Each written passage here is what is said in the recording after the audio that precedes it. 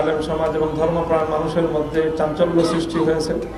তারা সকলেই এই বিষয়টি নিয়ে বর্তমান বাংলাদেশের সার্বিক অবস্থার প্রেক্ষিতে এই নারী কমিশনের প্রস্তাবনায় সকলে উদ্বিগ্ন এবং তারা সকলেই আসলে এক কথায় বলতে গেলে স্তম্ভিত। এই কমিশনের প্রস্তাবনাকে প্রতিরোধ করে দেয়া, শুধু এটা আসলে কমিশনের প্রস্তাবনা পর্যন্তই এটা ক্ষান্ত নেই। আমরা জানি যে প্রস্তাবনা দাখিল করার সাথে সাথে প্রধান উপদেষ্টার অফিসিয়াল ভেরিফাইড ফেসবুক পেজ থেকে সেই প্রস্তাবনার মূল চুম্বক অংশটাকে প্রচার করে সেখানে প্রত্যয় ঘোষণা করা হয়েছে যে এই সরকার তার শাসনামলেই যত দ্রুত সম্ভব নারী কমিশনের প্রস্তাবনাগুলোকে বাস্তবায়ন করার উদ্যোগ নেবে। তারা এই প্রত্যয় এবং অঙ্গীকার ব্যক্ত করেছে।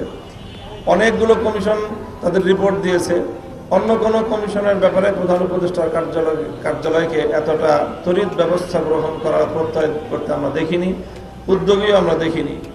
মনে হচ্ছে যে নারী বিষয়ক পশ্চিমা যে কালচার এবং পশ্চিমা সভ্যতার যে অবস্থা, বাংলাদেশে আবহমান কাল থেকে চলে আসা আমাদের যে পরিবার ব্যবস্থা, সেটাকে ধ্বংস করে দিয়ে পশ্চিমা পরিবারবিহীন এক অসভ্য কালচারের এই অসভ্যতা বাংলাদেশে আমদানি করার একটি এজেন্ডা নিয়েই বর্তমান সরকার কাজ করছে কিনা এই ব্যাপারে আমরা শঙ্কিত।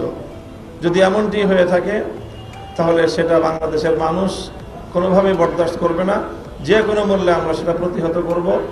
সরকার বা সরকারের যারা সহযোগী বিদেশি শক্তি এটাকে যত গুরুত্ব দিয়েই বাস্তবায়ন করার চেষ্টা করুক, আমরা ধর্মপ্রাণ মুসলমান বাংলাদেশের এটা আমাদের চ্যালেঞ্জ যে আমরা কোরআন বিরোধী এবং আমাদের আবহমান কাল থেকে চলে আসা আমাদের সামাজিক নিরাপত্তার যে ব্যবস্থা, পরিবার ব্যবস্থাকে ভেঙে চুরমার করার এই এজেন্ডাকে আমরা যে কোনো মূল্যে রুখে দেব ইনশাআল্লাহ।